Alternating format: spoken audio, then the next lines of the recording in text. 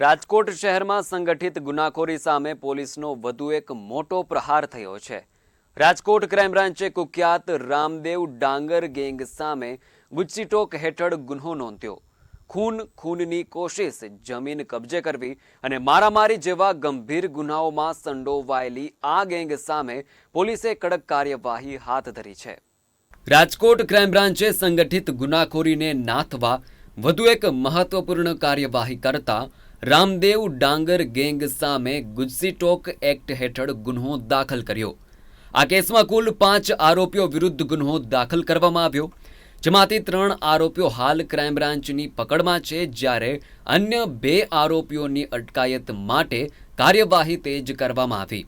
Police તપાસ મુજબ gang સામે ખૂનની કોશિશ, જમીન પર ગેરકાયદે કબજો, મારામારી અને અન્ય ગંભીર પ્રકારના કુલ 24 જેટલા ગુનાઓ નોંધાયેલા છે।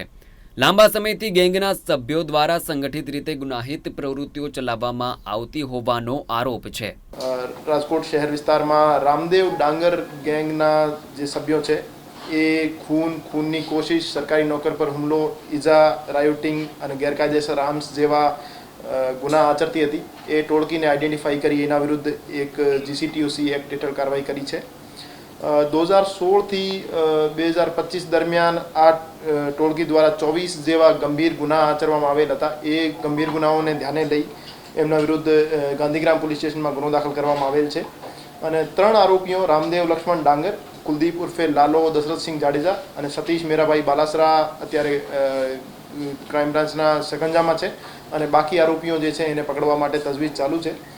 આ ગેંગમાં રામદેવ ડાંગર, કુલદીપસિંહ જાડેજા અને સતીશ બાલાસરા સહિતના આરોપીઓ હાલ પોલીસ કસ્ટડીમાં છે, જ્યારે ક્રાઇમ બ્રાન્ચ દ્વારા તેમની પૂછપરછ કરવામાં આવી રહી છે, જેથી ગેંગ સાથે જોડાયેલા અન્ય તત્વો અને ગુનાખોરીના નેટવર્ક અંગે વધુ માહિતી મળી શકે। મહત્વનું છે કે રાજકોટ ક્રાઇમ બ્રાન્ચે છેલ્લા 1 વર્ષ દરમિયાન કુલ 8 ગેંગ સામે ગુજસીટોક હેઠળ કાર્યવાહી કરી। આ કાર્યવાહી દરમિયાન 90થી વધુ આરોપીઓની ઝડપી લઈ અલગ અલગ જેલ હવાલે કરવામાં આવ્યા। પોલીસના આ સતત અભિયાનથી સંગઠિત ગુનાખોરીઓ સામે સંકળાયેલા તત્વોમાં ભયનો માહોલ જોવા મળી રહ્યો છે। છેલ્લા 10 વર્ષમાં આ ટોળકી દ્વારા કુલ 52 જેટલા ગુના આચરવામાં આવેલ હતા। એ પૈકી 5 ખૂન અને ખૂનની કોશિશના ગુના છે અને 6 ઈજા, ગંભીર ઈજા અને ધમકી જેવા ગુના છે। ફરજ રૂકાવટના 2 ગુના છે, શરાબના પ્રોહિબિશન એક્ટના 5 ગુના છે, ગેરકાયદેસર આર્મ્સના 6 ગુના છે અને આ સિવાય જમીન પચાવી પાડવાના અને ખંડણીના પણ ગુનાઓ એ ટોળકી વિરુદ્ધ દાખલ છે। આ ટોળકીની પ્રોપર્ટીઝ આઈડેન્ટિફાઈ કરી એને અટેચ કરવામાં આવશે અને તમામ સભ્યોને જેલ હવાલે કરવામાં આવશે અને આ સિવાય પણ રાજકોટ શહેરમાં સંગઠિત ગુના આચરતી ટોળકીઓને આઈડેન્ટિફાઈ કરવાની કાર્યવાહી ચાલુ છે અને એના વિરુદ્ધ પણ જીસીટીયુસીની કાર્યવાહી કરવામાં આવશે।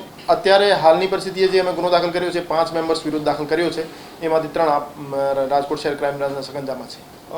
છેલ્લા 1 વર્ષમાં વાત કરીએ તો આ 8મી જીસીટીયુસીની કાર્યવાહી છે અને લગભગ 90 જેટલા આરોપીઓને અમે જીસીટીયુસી હેઠળ જેલ હવાલે કર્યા છે। રાજકોટ પોલીસ દ્વારા સંગઠિત ગુનાખોરી સામે હાથ ધરવામાં આવેલી આ કાર્યવાહી કાયદો અને વ્યવસ્થા જાળવવા માટે મહત્વપૂર્ણ માનવામાં આવી રહી છે। હવે ફરાર આરોપીઓની ધરપકડ બાદ તપાસમાં વધુ મોટા ખુલાસા થાય છે કે નહીં તેના પર સૌ કોઈની નજર રહેશે। ત્યારે આગામી સમયમાં રાજકોટમાં કાર્યરત વધુ ગેંગ સામે ગુજસીટોક હેઠળ કાર્યવાહી કરવામાં આવશે, તેમ પણ અંતે ક્રાઇમ ડીસીપી જગદીશ બાંગરવાએ જણાવ્યું હતું।